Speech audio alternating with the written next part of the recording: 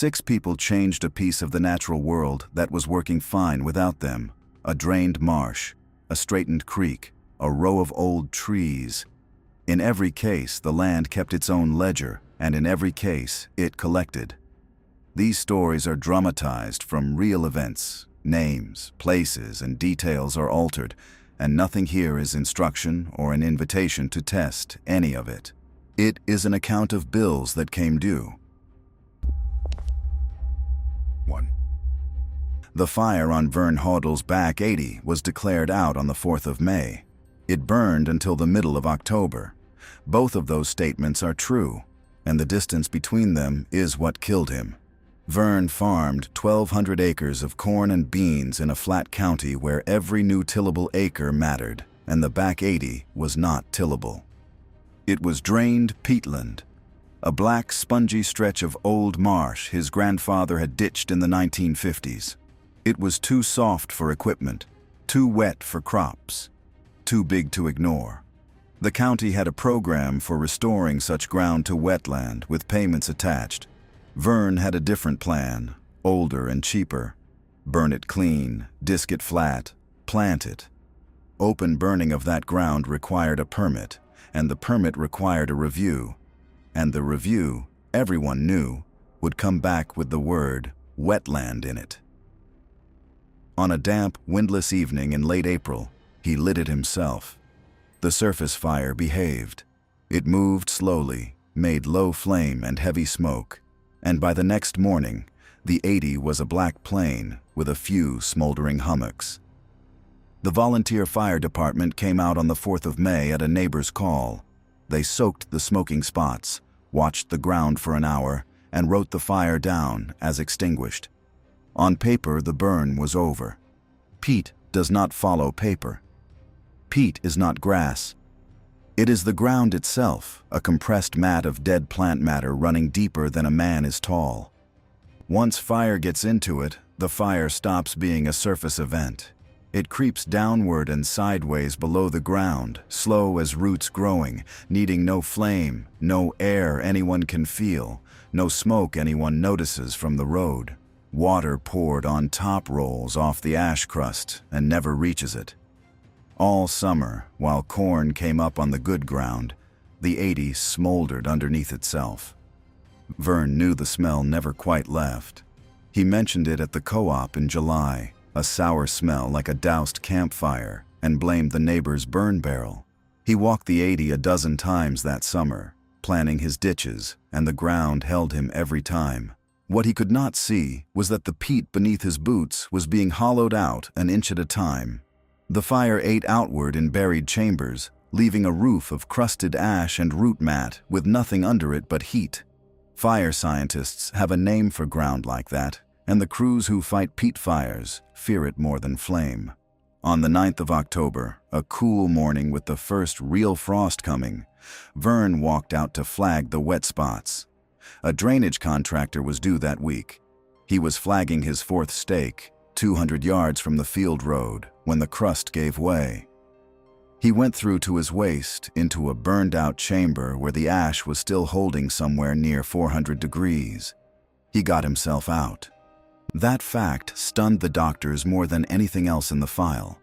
He crawled clear, rolled onto the cold ground, and lay there until the contractor, arriving early, saw him from the road at 9:30. Vern was conscious, talking, apologizing for the mess. Burns take the measure of a person slowly. The damage to both legs was deep, the kind of injury that does its worst work in the days that follow. It works through fluid loss, infection, and the failure of one system after another. He lasted 23 days in a regional burn unit, alert for most of them. The sheriff's investigator who interviewed him there wrote that Vern asked twice whether the fire was finally out. He had to be told that it was not. It had been mapped by then with thermal imaging, and it lay under nearly 40 of his 80 acres. It burned until the fall rains came heavy and cold and drowned it from above over most of a month. He died on the 23rd day, and nobody prosecuted a dead man for an unpermitted burn. The state's fire marshal used the thermal maps in a training bulletin, The county extension office still hands out a photograph of that field to farmers who ask about clearing peat ground. The photograph shows nothing dramatic, just black flat land with a few pale scars, which is the point the extension agent makes with it. The most dangerous fire in the county's history is invisible in every picture taken of it. The back 80 was deeded to the county wetland program by Vern's estate for the restoration payment he had decided was not worth the paperwork. The water is coming back slowly, ditch by plugged ditch. The soil scientists say the burned sections lost 1,000 years of accumulation in one summer. Standing water is the only thing that will ever make that ground safe to walk on again. The land he burned to make it useful is the one parcel in the county that can never be farmed now. The wetland payment his estate collects every year runs higher than any corn crop that ground ever produced. 2. 31 years of fertilizer receipts sat in the filing cabinets of the Pyle family farm, and every one of them was legal. That stack of paper is one of the two lines this case runs on. The other is a harvest permit, suspended by fax on a Tuesday in late July. Gordon Pyle was 63 and had spent his whole life on Copper Bay. He farmed 40 upland acres his father left him and a 5-acre oyster lease in the shallows below the farm. He was proud of working both. He liked to say the land fed the water, and he meant it kindly, and he was more right than he knew. Fertilizer is nitrogen, and nitrogen does not stay where it is spread. Every rain for 3 decades had carried a little of it off the fields, down the creek, into the bay, where it fed things. Mostly, it fed harmless green water, but among the plankton of every coastal bay live a few species of algae that carry a potent nerve toxin. When water grows warm and rich enough, those species can bloom into millions. Shellfish strain their food from the water. An oyster filtering a bloom concentrates that toxin day after day, storing it in its body without being harmed by it. The toxin has no color in the meat, no smell, no taste. Cooking does not weaken it. A laboratory can find it. A person at a kitchen counter cannot. That July was the hottest anyone could remember, and the state's water samples lit up. The health department suspended shellfish harvest across 3 bays, Copper among them, and faxed the closure to every leaseholder. Gordon had seen closures before. They came, in his experience, from sewage spills and city problems from other people's dirt. His water looked clean because it was his. He had eaten oysters off that lease his entire life, through every closure the state had ever posted, and nothing had ever happened. Every one of those meals had been a coin flip he did not know he was making, and decades of good luck had hardened into certainty. Certainty is what a closure notice cannot compete with. On the first Saturday of August, with family coming for his granddaughter's engagement dinner, Gordon waded out at low tide and took 4 dozen oysters from his beds. He shucked half on the porch and roasted the rest. He ate more of them than anyone, which was usual, and which mattered because the toxin works by dose. The first sign came before the plates were cleared. A tingling in his lips he blamed on the horseradish. Within the hour, the tingling had spread to his fingertips, and a numbness was climbing his arms, and his legs felt wrongly heavy when he stood. The toxin in a bad bloom works on the body's wiring. It blocks the signals nerves use to fire muscle, and it does so in order. Small muscles fail first, then large ones, and eventually the broad, flat muscles that pull breath into the chest. There is no antidote. A hospital can breathe for a patient with a machine until the toxin passes, and patients who reach that machine in time usually live. Gordon spent the critical hour insisting he was fine. He was a big man who had never fainted in his life, sitting at the head of his own table, telling his family the dizziness was the wine. It was his son-in-law who finally ignored him and drove him in, with Gordon's speech already slurring, 40 minutes to the county hospital. The emergency physician recognized the pattern quickly, and the family finally named what he had eaten. The machine he needed existed 1 floor up. By the time he was on it, his breathing had been failing for some minutes, and the interval had done what such intervals do. He died the following evening without waking, of the consequences of oxygen starvation. With the toxin itself already fading from his blood, the state laboratory tested the remaining oysters from his porch. The toxin level was more than 30 times the closure threshold. His lease, the tests showed, sat closest of any in the bay to the mouth of the creek that drained his own fields. The bloom was thickest exactly there. The nitrogen that left his land had come back to his table. One long, slow round trip. 31 years out and one tide home. Nobody wrote that sentence in an official report. The reports called it a preventable death within a properly closed harvest area. They noted, in the bloodless way reports note things, full regulatory compliance regarding both the farm and the closure. 14 days after the dinner, the bloom thinned, the samples came back clean, and the state reopened Copper Bay. The closure had lasted 26 days in total. Waiting it out would have cost Gordon 2 harvest weekends. His grandchildren sold the lease the next spring to a young couple from town who farm it still. When closure notices come, the couple keeps them taped to the refrigerator door until the water is declared clean. 3. Ash Creek Valley sits at the sleepy end of a volcanic field, a place where the last eruption is older than human memory, but the ground has not entirely finished with the subject. Hot springs stain the rocks orange there. In a few low spots on still mornings, carbon dioxide leaks up through old fractures and settles in the hollows. The gas is invisible and has no smell. It is heavier than air, so it behaves like water nobody can see, pooling in basements, pits, and dips in the ground, staying put until wind stirs it out. The old ranching families knew the rule without knowing the chemistry. Do not linger in the low places before the morning wind comes up. Silas Braun was not from the valley. He was a developer with a good eye and real energy. What he saw in Ash Creek was a wellness resort, soaking pools fed by geothermal water, cabins, a long season of paying guests. The county asked for a geological hazard survey as part of permitting. The survey meant a specialist from the state, a wait of several months, and a fee, and the project's loan was already drawing interest. A lawyer found the workaround, an exemption for developments under a certain size, and the survey was never done. That winter, Silas drilled his supply well and broke ground on the main soaking pool. The pool was an oval basin, blasted and dug 12 feet into a natural dip beside the springs, the well found hot water. It also gave the valley's gas a new road to the surface, straight up the outside of the well pipe. The road ended at the lowest fresh hole anyone had dug in Ash Creek in a century. The warnings came the way such warnings usually come, small and explainable. Workers found dead birds at the bottom of the excavation on 3 separate mornings that spring. Sparrows mostly, whole and unmarked. The crew blamed a neighbor's grain treatment. A laborer who spent an hour setting forms in the pit bottom one calm morning came up woozy with a pounding headache and was teased about his weekend. Nobody connected a bird to a headache to a borehole.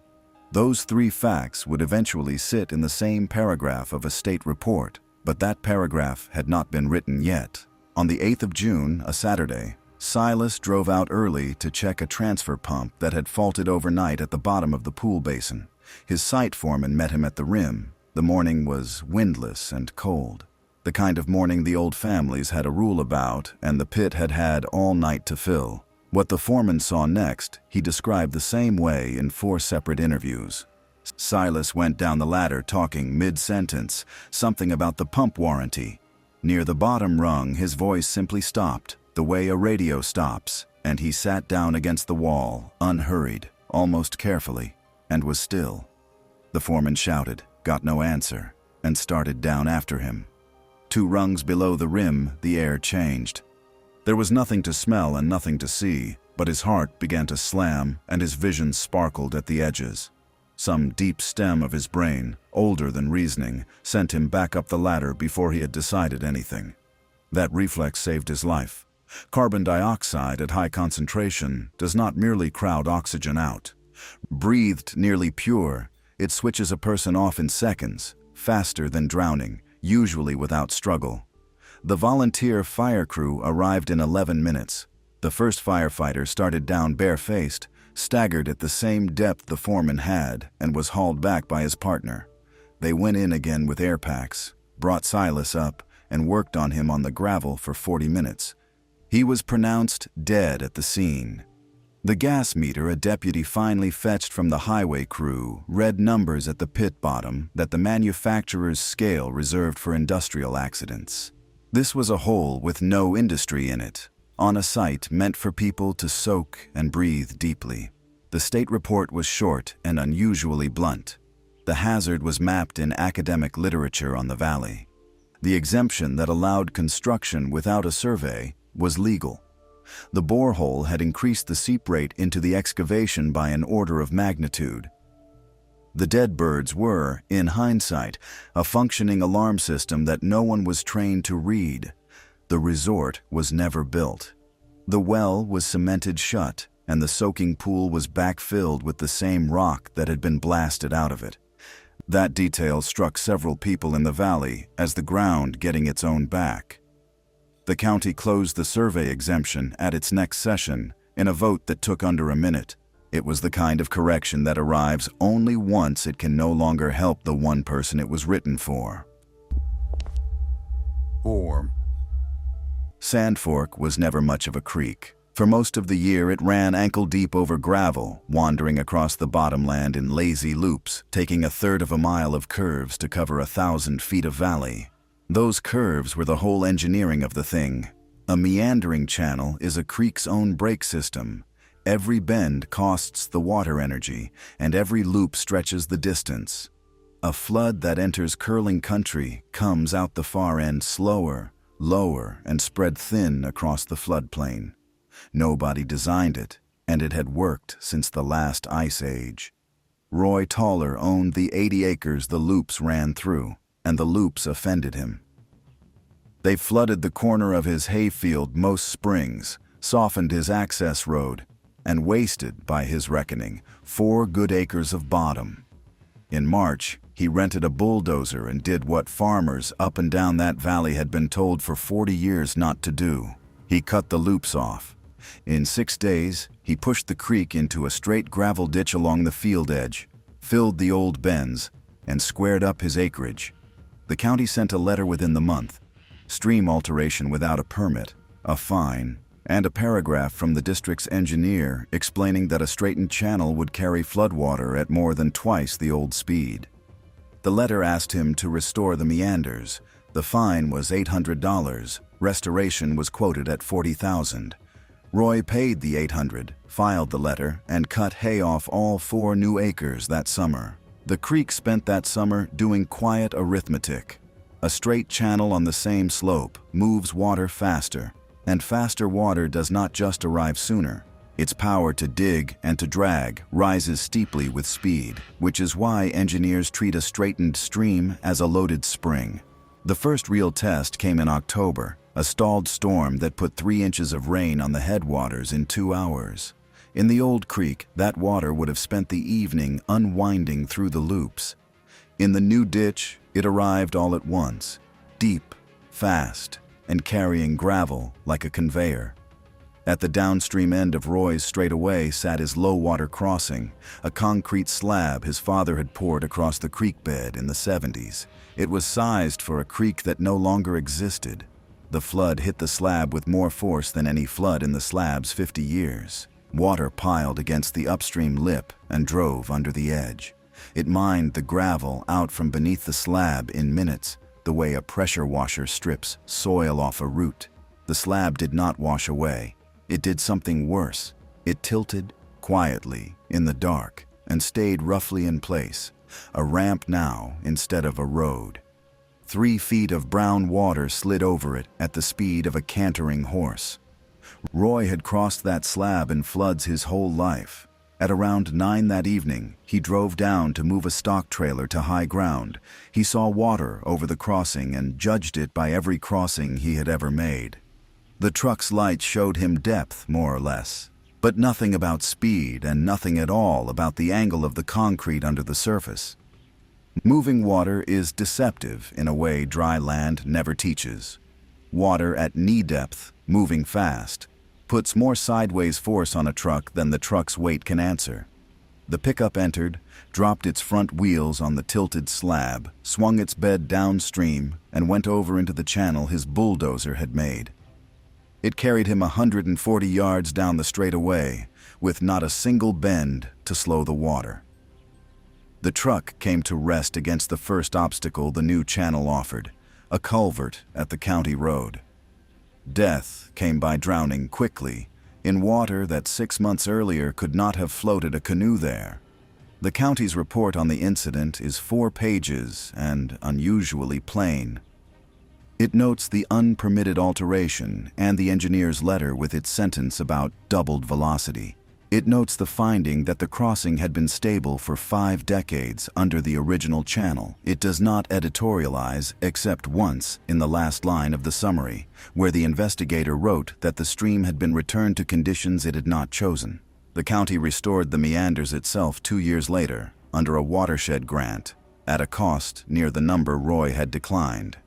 Excavators dug the old loops out of his filled bends, following the dark curving stains the buried creek bed had left in the soil.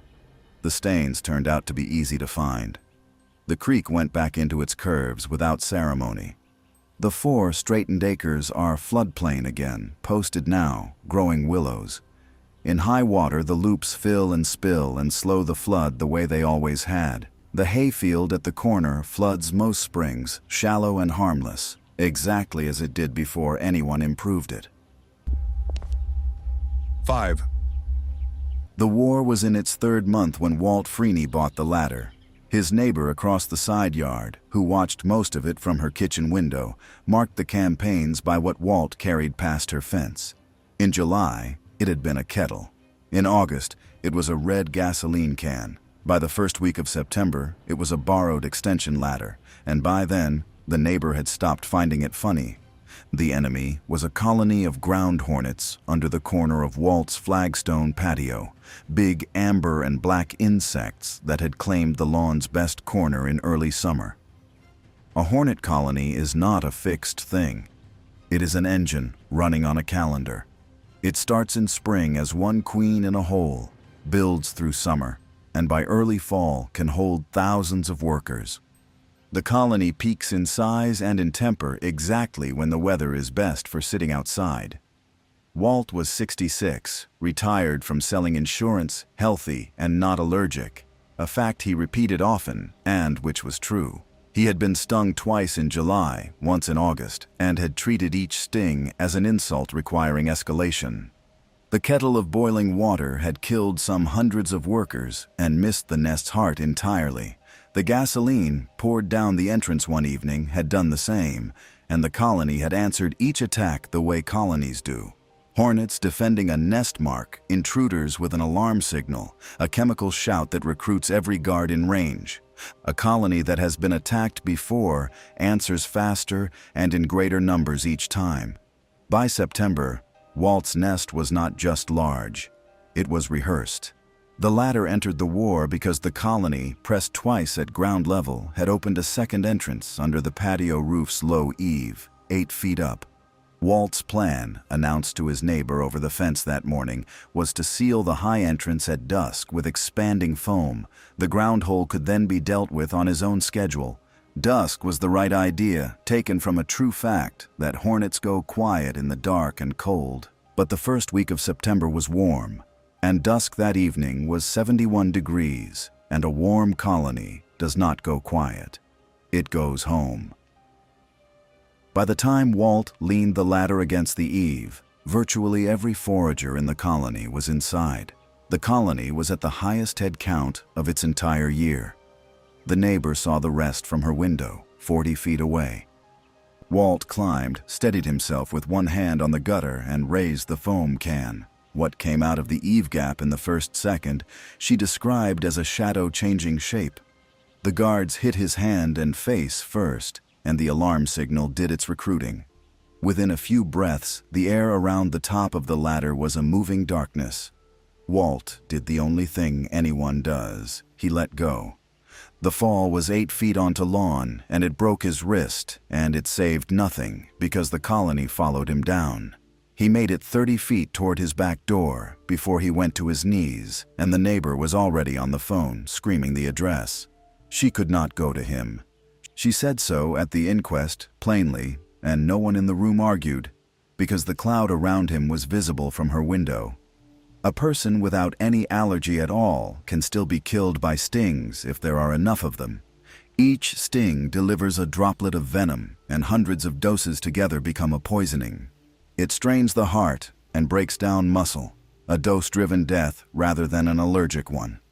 The ambulance crew reached him 9 minutes after the call, drove the swarm back with a fire extinguisher's cold fog, and worked on him as they drove. His heart stopped twice on the road. The second time it did not answer. He was pronounced dead at the hospital, of venom toxicity from a sting count the pathologist gave up refining beyond the words several hundred. 2 weeks later, Walt's son hired a licensed removal service. That is what the county extension line had told Walt to do in July. In a call his phone records show, he never made. The technician came at dawn in a ventilated suit, worked without hurry, and had the entire colony out of the ground and the eave in 25 minutes. The invoice, which the son kept, came to $90. The corner of the patio is bare flagstone now. The neighbor still eats breakfast at her kitchen window, and she told the local paper the thing everyone remembers from the story. In 3 months of war, she said, the Hornets had never once crossed the fence into her yard. They had never wanted anything but the hole they lived in. The whole catastrophe, start to finish, had traveled outward from one man's decision that sharing a lawn corner was defeat. 6. The trees were hers. That much was never in dispute, not by the forestry office, not by the neighbors, not by the court that later sorted out the aftermath. Dana Whitlock owned the farmhouse, the 11 acres, and the double row of 100-year-old spruce that stood between her west windows and the weather. What an owner cuts on her own ground is, within limits, her own business. The limits were the dispute. The spruce row was a registered shelter belt, planted after a storm flattened barns across the county a century ago. The register existed because a shelter belt protects more than the parcel it stands on. Her application to remove it, filed the spring she finished renovating the house, came back denied, with a forester's letter attached. The letter was 2 pages. It explained that her row was the windward edge of the 40 acres of mixed woodland behind it. The edge of a forest, the letter said, is not a line, but an organ. Trees that grow up on an exposed edge grow into the wind that tests them. Season by season they thicken their trunks, root deeper on the windward side, and grow shorter and tougher than their sheltered neighbors. The forester's letter used a plain phrase for it. The edge trees carry the load. Behind them, the interior trees grow tall, slim, and untested because for their whole lives the wind that reaches them has already been broken. Remove the edge, the letter said, and the wind arrives at trees that have never once been asked to stand against it. The letter set the fine for unpermitted removal at $2,000. It had no power to set anything else. Dana read it as bureaucracy defending scenery she was paying taxes on. The row blocked the evening sun from her new kitchen and dropped needles in her gutters. It stood between her renovation and the Longview West that had sold her the property in the first place. In October, a contractor from out of the county took the shelter belt down in 2 days. The stumps were ground, the lawn was extended, and the west windows filled with exactly the view she had imagined. Fields and sky to the horizon. She paid the fine by mail. Winter came late that year and gently, right up until the 3rd week of January. The storm that arrived then was not extraordinary. The Weather Service logged gusts crossing 60 miles an hour. That is a strength this part of the country sees most winters, the kind of night that rattles bins and takes shingles. The old shelter belt had stood through dozens of nights like it, and worse. The forest edge that stood in its place now was interior spruce, tall and shallow-rooted on that side. Those trees were facing open field wind for the first time in 100 years. Foresters call what happened next wind throw, and it moves through an unprepared edge like a hand through wheat. The first trees went down across the new lawn just after midnight. Each fallen tree opened a gap, and each gap let the wind deeper, reaching trunks that had spent a century in shelter.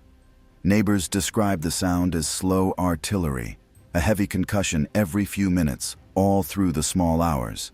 Most of the fallen lay pointing east, into the woodland, doing damage only to other trees. One of the last to fall stood at the corner nearest the house. It was a 90-foot spruce, the tallest thing on the property since the row in front of it vanished in October. It came down at about 4 in the morning, across the northwest corner of the farmhouse roof, through the timbers, into the bedroom below. Death was immediate, the coroner found, from catastrophic injury in her sleep. There is a strong chance she never woke. The storm blew itself out by dawn, and the county spent a week clearing roads. Along every intact shelter belt in the district, the damage behind stopped at the edge rows, which lost limbs, leaned, and held. The 40 acres behind Dana's property lost close to 900 trees. The destruction ran east in a wedge, driven through the exact width of the gap she had opened. A drone survey mapped it afterward, and the map made the cause legible to anyone at a glance. The forestry office uses that map now in the packet it sends with every shelter belt decision, and it changed one other thing. Denials in that county are no longer accompanied by a fine schedule because the fine, officials concluded, had functioned as a price tag. The farmhouse was repaired and sold. The new owners replanted the double row the following spring, small bare root spruce a foot high on the forester's advice and at the county's expense. The trees will need most of a century to do again what the old row did. The view west from the kitchen windows is unobstructed now, fields and sky all the way out. It will stay that way for decades yet, which is the only part of the plan that worked.